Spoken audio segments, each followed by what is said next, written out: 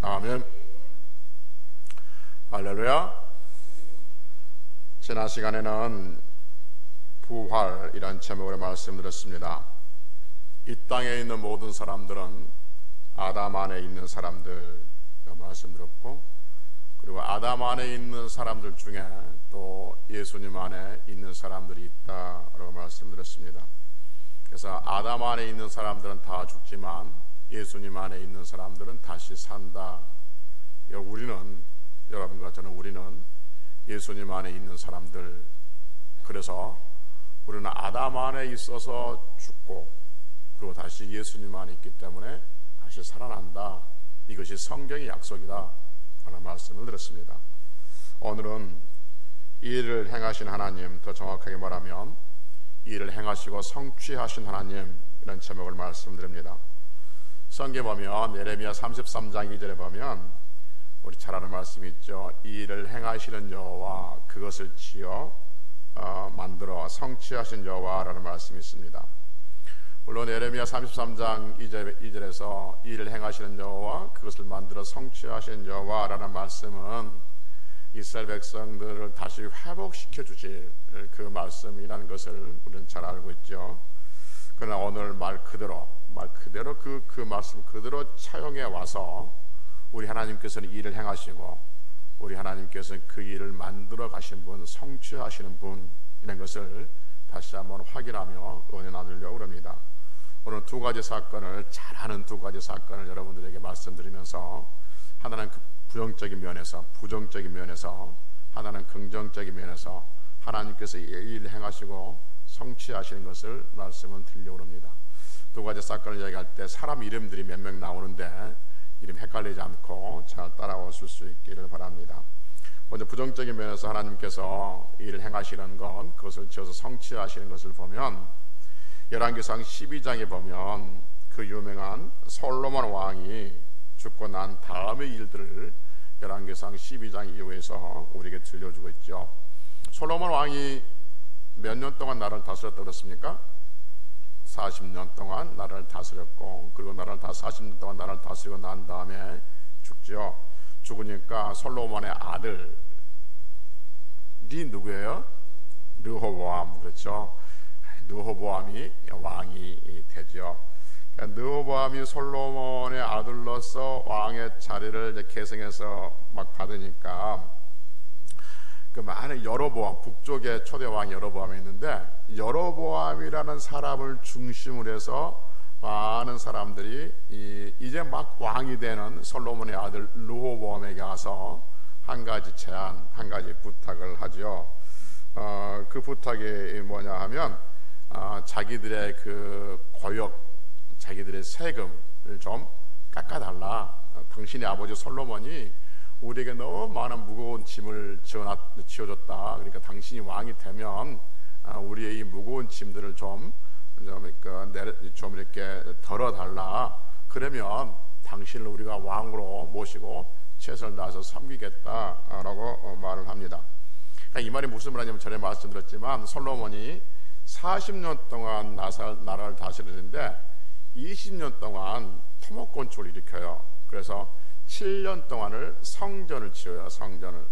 그리고 13년 동안 뭐 하죠? 13년 동안 왕국을 지어요. 자기가 살 집을 짓단 말이에요. 여러분, 아니 무슨 아무리 왕이라 해도 13년 동안 왕국을 지어 라고 할 수 있지만, 생각해보면 그게 가능해요. 뭐 이해가 돼요. 솔로몬의 그 첩이 몇 명이에요? 1000명이에요. 1000명.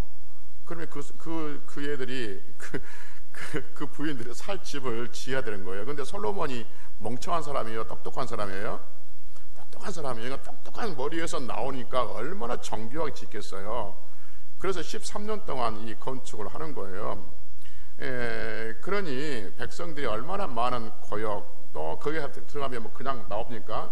세금이 백성들에게 부과되어진 거죠. 그래서 이제 백성들이 그 고역과 무거운 짐, 멍이가 지고 있는 것이죠. 그래서 솔로몬이 죽으면 좀 가볍게 할까 해서 이제 오는 것이죠. 열왕기상 4장 22절에 보면 솔로몬 식구들, 솔로몬의 가솔들, 솔로몬이 하루에 소비했던 그 소비량, 소비했던 음식물들을 우리에게 소개해 주는데 이렇게 말합니다. 열왕기상 4장 22절에 보면 가는 밀가루가 30고루, 굵은 밀가루가 60고루, 그리고 23절에 보면 4장 23절에 보면 살찐 소가 10마리, 그리고 초장의 소가 20마리, 그러니까 자연산이 10마리, 아니 양식이 10마리, 자연산이 20마리. 그러니까 살찐 소가 10마리, 초장의 소가 20마리, 양이 100마리. 그 외에 수사슴과 노루와 암사슴과 살찐 새들이 있었다. 이게 하루 소비하는 솔로몬을 위해서, 그러니까 솔로몬과 그의 가족을 위해서 하루의 소비량이 이렇게 많다는 것이죠. 물론 이 말씀은 하나님께서 부정적인 의미를 주신 거 아니에요. 하나님께서 솔로몬을 그만큼 축복했다고 주시는 그 말씀인 거죠. 그런데 그 말씀이 솔로몬의 이 하루 소비량이 솔로몬이 죽을 때까지 계속 진행되지 않겠습니까? 그런데 하나님께서 솔로몬을 계속 축복해 주신 것이 아니라 하나님께서 솔로몬이 우상 숭배하고 솔로몬이 하나님을 떠나니까 하나님께 축복을 거두어 버려요. 그러니까 그럼에도 불구하고 계속해서 그 소비량들은 진행되지 않겠습니까? 그러니 백성들이 얼마나 그것이 힘들겠냐 하는 것이죠. 그래서 르호보암이 왕이 되자마자 와가지고 이 무거운 짐들을 좀 덜게 해달라. 그러면 우리가 당신을 잘 섬기겠다라고 말합니다.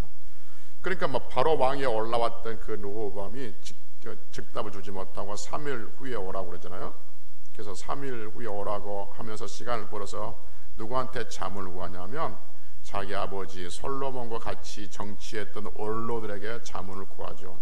이러 하는데 어떻게 하면 좋겠습니까? 자문을 구하니까 그 원로들이 뭐라고 하냐면 백성을 이길 왕은 없다. 백성을 이길 왕은 없으니까 백성들이 원하는 데 해주십시오. 그러면 그 백성들이 당신을 잘 섬길 겁니다. 이렇게 말을 하죠. 그런데 그 르호보암이 자기 아버지와 같이 정치했던 원로들의 이야기를 듣지 않고 자기 또래 청년들에게 자문을 구하죠. 이러이러하는데 어떻게 하면 좋겠냐 하니까 청년들이 뭐라고 하냐면 밀리면 끝장이다. 초장에 잡아야 된다는 거죠. 한 번 더 말 들어주기 시작하면 계속해서 요구될 것이고, 그러면 너는 왕으로서 권위가 안 세니까 밀리면 끝장이니까 초장에 잡아라. 그러면서 뭐라고 하냐면 확실하게 해드려야 되는데 내 새끼 손가락은 우리 아버지 허리보다 더 굵다라고 말하죠.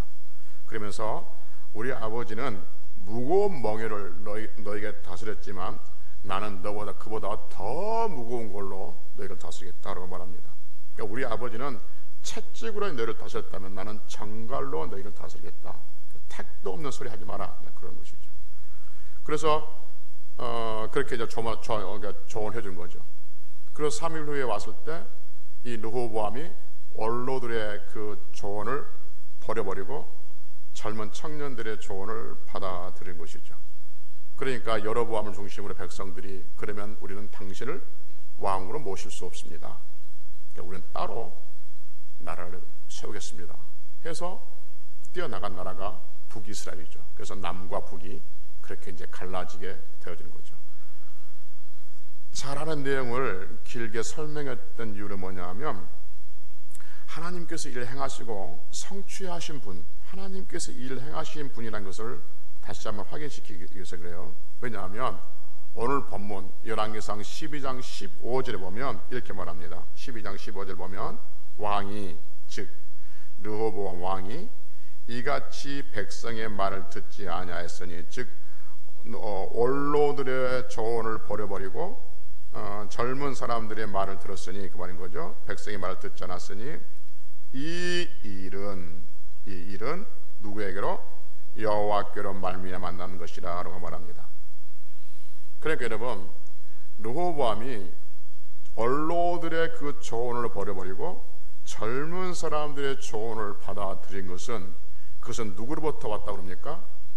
하나님께로부터 왔다. 그렇게 말하고 있는 거죠. 왜냐하면 하나님께서 전에 실로 사람 아이아론 느바시 아들 여로보암에게 하신 말씀을 뭐하게 합니다? 이루게 하심이라. 하나님께서 이미 말씀에 놓은 것을 그 말씀을 이루게 하기 위해서 르호보암이 그렇게 선택하도록 하나님께서 그렇게 하셨다. 이렇게 한 거죠. 이 말이 무슨 말이냐면 열왕기상 11장에 보면 솔로몬이 하나님을 떠나요. 그의 마음이 하나님께서 돌아서요. 하나님께서 그렇게 많은 축복을 주시고 지혜를 주시고 그에게 명철함을 더해 주셨음에도 불구하고 솔로몬은 결국 하나님께로 그 마음이 돌아서고 떠납니다. 그러니까 하나님께서 느바스의 아들 여로보암에게 말하기를 그 나라를 둘로 나누겠다 이렇게 말하죠.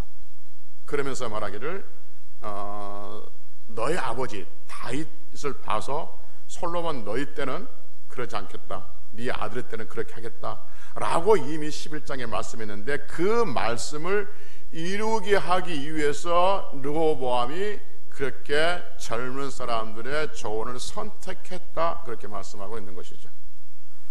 그러니까 여러분, 하나님께서는 살아계셔서 그 전능성과 그 하나님의 그 세밀하신 그 섭리 가운데 하나님께서는 하나님의 일을 행하시고 하나님께서 하나님의 그 일을 성취해 가신다는 것이죠. 그렇게 말씀하신 그 말씀을 하나님께서는 이루어 가신다. 그래서 르호보암의 선택은 우연이 아니라 하나님께서 그렇게 하시겠다, 그 성경은 그렇게 가르쳐주고 있는 거죠. 왜냐? 하나님께서 하실 일을 하시기 때문에 그런 거죠.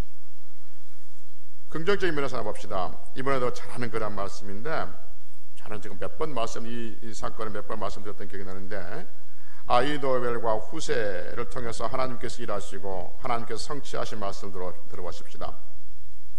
사무엘상 17장에 보면 다윗의 아들 압살롬, 다윗의 아들 누구라고요? 압살롬이 자기 아버지 다윗을 죽이고 반역하려고 합니다. 그래서 자기 아버지를 죽이려고 군사를 모아서 일어서죠. 반역을 하죠.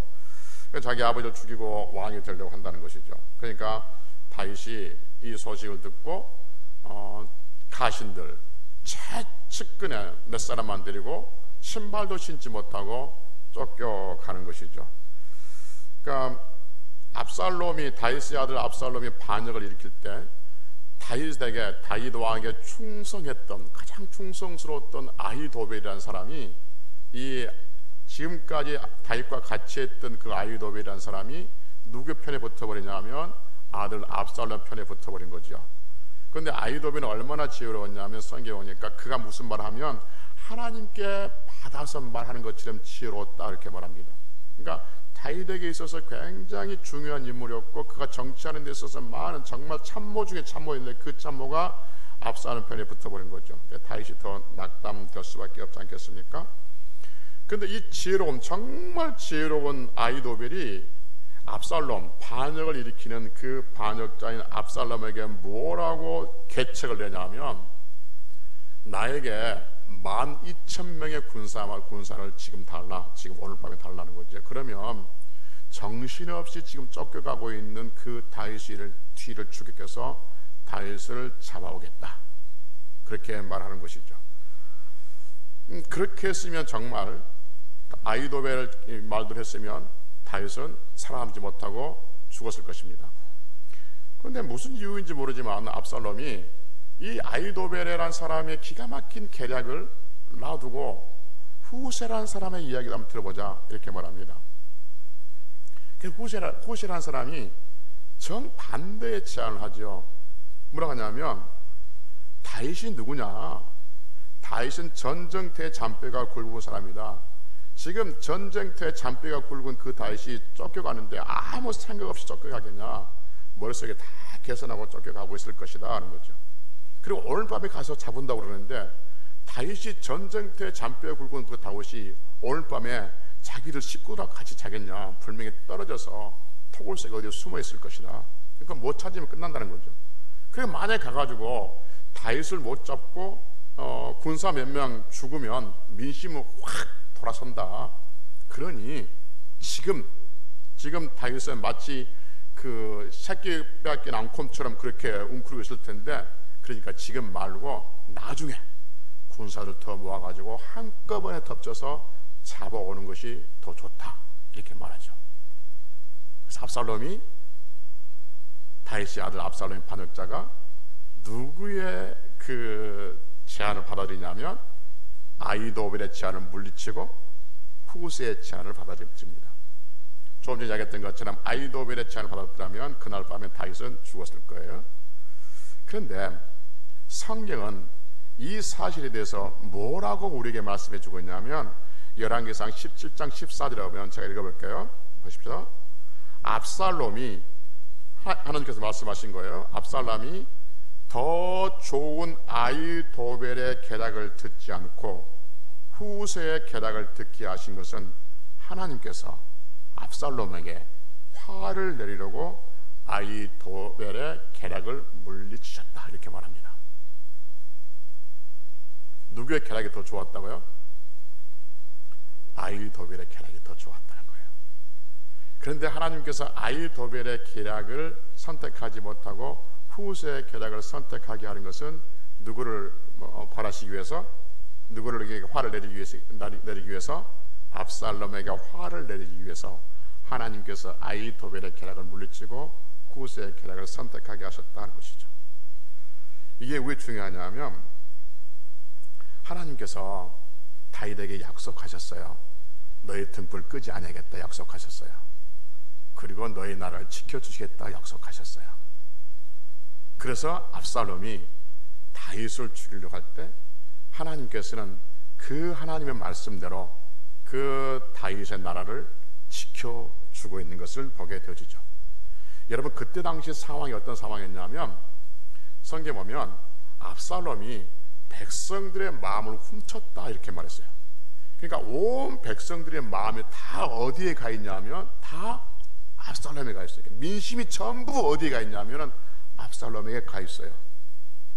근데 아무리 민심이 압살롬에 가 있고 아무리 압살롬이 백성들의 마음을 훔쳐가지고 그가 그 왕으로 추대받았다 할지라도 하나님이 누구시냐면, 하나님께서 누구 편에 계시냐면 하나님께서 다윗의 편에 계십니다. 그러니까 온 백성들이 다 압살롬 편에 있고 압살롬이 온 백성들의 마음을 다 훔쳐서 자기가 가지고 있다 할지라도, 그러니까 세상의 모든 것을 가지고 있다 할지라도 하나님께서 함께 하신 그 사람이 결국 이기게 되어지는 것이죠. 할렐루야. 성경이 그 이야기하고 싶은 것이죠. 그래서 성경에서 하나님께서 다윗의 등불을 끄지 아니하고, 물론 다윗의 등불을 끄지 아니하겠다면 쭉 와서 예수 그리스도에 완성되지만 좀 잘라서 본다면 다윗의 나라를 지켜주겠다고 하시는 그 말씀을 하나님께서는 이 일을 행하시고 성취하신 분이다 그 말인 거죠. 하나님께서 그렇게 그 일을 성취해 가신 분이에요. 그분이 우리 하나님이라는 것을 지금 말씀드리고 있는 것이죠. 그러니까 성경은, 여러분, 성경은 사람이 무슨 일을 했느냐 이것을 지금 말해주고 있는 것이 아니라 하나님께서 무슨 일을 하셨는가, 하나님께서 무슨 일을 하고 계시는가, 하나님께서 무슨 일을 하실 것인가에 대한 말씀을 우리에게 들려주고 있는 것이죠. 그래서 성경을 볼 때 우리는 하나님께서 무슨 일을 하셨는지, 하나님께서 무슨 일을 하시는지, 하나님께서 무슨 일을 하실 것인지가 우리의 목적이고 우리가 바라봐야 할 것이지, 우리가 무엇을 했느냐 이것은 성경에서 관심이 없다는 거죠. 그래서 하나님께서 어떤 일을 하셨는가, 하나님께서 그렇게 말씀하셨고 하나님께서 그를 이루어 가시고 하나님께서 그래서 성취하신다는 이야기를 이러한 사건을 통해서 말씀해 주고 있는 것이죠. 하나 더 있는 아합의 죽음도 있는데 시간상 뺐습니다. 아합의 죽음도 우연이 아니라 아합도 죽음도 하나님께서 그렇게 하시겠다고 하신 것을 하나님께서 아합의 죽음을 통해서 살아계신 하나님을 드러내고 있는 것을 보게 되어지는 거죠. 그래서 여러분, 늘 말씀드리지만 성경은 그때 그 시대의 사람들에게 들려주는 이야기가 아니라 그때 그 시대 사람들을 예로 들어서 지금 이 시대에 살고 있는 우리에게 하신 말씀이라고 성경은 말해주고 있는 거죠. 그래서 베드로후서 2장 6절에 보면 소돔과 고모라 성을 멸망하기로 정하여 재가 되게 하사 후세에 경건하지 아니하는 자들에게 본이 되게 하셨다 이렇게 말합니다. 그러니까 성경에 수많은 일들, 하나님께서 하셨던 그 수많은 일들은 그때 그 시대의 사람들이 하시는 것이 아니라 지금 이 시대에 살고 있는 우리들을 위해서 그때 그 시대의 사람들을 사용했다라고 이야기하고 있는 거죠. 그래서 성경을 대할 때 그때 그랬다라고 비판적으로 객관적으로 제3자 입장에서 성경을 보면 우리는 성경을 전혀 모르는 것이죠. 그 성경 곧 지금 나에게 하신 말인 거죠. 그래서 성경은 말씀드렸지만 성경은 우리에게 하신 말씀입니까? 나에게 하신 말씀입니까? 나에게 하신 말씀. 성경은 우리에게 하는 말 아니에요. 나에게 하는 말이에요. 성경 그때 그 시대 사람들이 하는 이야기가 아니라 지금 이 시대에 나에게 하는 이야기예요. 우리 수요일마다 아모스 선지자를 통해서 말씀드리는데, 아모스 선지자를 통해서 하신 그 말씀이 그때 그 시대, 아모스 선지자 시대, 그때 그 시대 사람들이 하는 것이 아니라 지금 이 시대에 나에게 하는 말씀이라는 것을 우리는 알고 있는 것이죠. 하나님은 분명하게 일을 행하시고 그것을 성취하신 분이 우리 하나님이신 줄로 믿습니다. 근데 중요한 것은 그 일을 행하시고 성취하시는 데 있어서 우리 가운데 역사하는 것은 믿음 안에 있는, 믿음을 가지고 있는 성도들 안에서 역사하는 거죠. 그래서 믿음의 역사가 있는 것이죠. 그래서 믿음이 있는 성도들에게 하나님께서는 하나님의 일을 계획하시고 하나님 일을 성취하시고 하나님 일을 완성시켜 간다는 거죠. 믿음이 있는 사람들, 믿음의 역사 속을 그렇게 만들어 가신다라고 말하고 있습니다. 여러분, 우리의 믿음은 보여요, 보이지 않아요? 보이지 않아요. 보이지 않지만 믿음의 실체는 있어요, 없어요? 믿음의 실체는 있어요. 그래서 사탄이 우리의 믿음을 뺏어가고 사탄이 우리의 믿음을 흔든다고 해요. 여러분, 믿음이 없는데 무슨 사탄이 믿음을 뺏어갑니까? 믿음이 없는데 무슨 사탄이 우리의 믿음을 흔들어요? 믿음이 있으니까 뺏어간다, 흔든다, 믿음이 잘한다, 믿음이 역사한다, 이렇게 말하잖아요. 믿음은 보이지 않아요. 보이지 않지만 분명히 실체로 존재하고 있는 것이죠. 그 존재, 실체한 그 믿음에 따라서 하나님은 일을 행하시고 이를 성취해 가신 분이라고 우리에게 말씀하고 있는 것이죠. 그래서 우리의 믿음은 결코 추상적이나 관념이 아니라 실체란 거죠. 그래서 늘 우리는 우리의 믿음을 점검해야 되는 것이죠. 우리가 믿음 안에 있는가 우리 자신을 시험해 봐야 한다 하는 것이죠. 여러분, 한번 생각해 봅시다. 우리가 믿는 하나님은 선하신 하나님, 불의를 모르신 하나님, 그리고 우리가 믿는 하나님은 우리를 사랑하신 하나님, 그리고 우리가 믿는 하나님은 능치 못할 일이 없는 하나님, 전능하신 하나님. 그 사랑하시고 그 선하시고 그 전능하신 하나님께서 우리 안에서 하나님의 일을 행하시고 하나님의 일을 성취해 가시면 우리의 인생이 얼마나 선한 인생이 되며 얼마나 귀한 인생이 되며 얼마나 복 있는 인생이 되겠냐는 것이죠. 우리 하나님께서 선하시는데 우리 삶이 불의가 있겠습니까? 우리 하나님께서 전능하신 하나님인데 우리의 인생이 어느 곳에 꼬꾸라지고 나빠지겠습니까? 우리 하나님께서 우리를 사랑하시는데, 사랑하신 하나님께서 우리 안에서 역사하시는데 우리 삶이 낙심되고 실망되고 차질한 곳에 놔두시겠냐는 거죠. 수렁에서 우리를 건지신 분이 우리 하나님이신 줄로 믿습니다. 그 하나님께서 일을 행하시고 이를 성취하신다라고 우리에게 말씀해 주고 있는 것이죠. 그러면서 수없는 이야기, 아합이 오늘 안 했지만 아합도 마찬가지고 르호보암도 마찬가지고 압살롬 마찬가지고 그 모든 사건 중에서 하나님께서 모든 일을 다 행하셨는데 어찌 너희들이라고 하지 않겠냐, 지금 그렇게 우리에게 말씀해 주고 있는 것이죠. 그러니 여러분, 남은 날도 살아가는 데 있어서 내 안에 있는 믿음이 있으면 그 믿음은 반드시 역사하게 되어 있습니다. 우리 생애에서 그 믿음이 역사의 꽃을 피우지 못한다면 우리 다음 세더라도 다음 세에서 꽃이 피우지 못하면 우리가 이 땅에 심어놓았던, 그리고 우리가 이 땅에 간직했던 그 믿음은 반드시 어느 시대에는 꽃이 피우고 열매를 맺게 되어 있다는 것이죠. 그것이 하나님께서 우리 안에서 믿음으로 역사하시고 이를 성취하시고 행하신 분이기 때문에 그렇다는 것이죠. 그러니 날마다 살아가면서 우리 안에 믿음을 성취하시는 그 하나님을 바라보며, 그리고 우리 안에서 일을 행하시는 그 하나님께서 우리를 사랑하시고 그 하나님께서 전능하시고 그 하나님께서 선하신 그 하나님 나의 하나님이신 믿고 삶의 부분이 어떤 부분이 있다 할지라도, 비록 내가 깊은 수렁에 빠져 있다 할지라도, 아니면 내가 얻는 가시밭 골짜기 있다 할지라도 여전히 하나님은 나와 함께 하시고 사망의 음침한 골짜기를 다닐지라도 해를 두려워하지 않는 그 믿음으로 나간다면 우리 하나님, 그토록 우리가 부르고 그토록 우리가 사모하고 그토록 우리가 은혜를 구하는 그 하나님께서, 좋으신 하나님께서 여러분과 저의 삶에 좋은 것으로 채워주지 않겠냐는 것이죠. 성경의 약속들을 보십시오. 하나님께서 그 일을 행하시고 성취해 가십니다. 그러니 삶의 어떤 부분이 있다 할지라도 결코 낙심하지 말고 좌절하지 말고 불평하지 말고 원망하지 말고 하나님께서 내 인생을 붙드실 것이라서 믿으며 주어진 삶에 대해서 감사함으로 그렇게 살아갈 수 있는 성들이 되시기를 주의 이름으로 축복합니다. 기도하시겠습니다.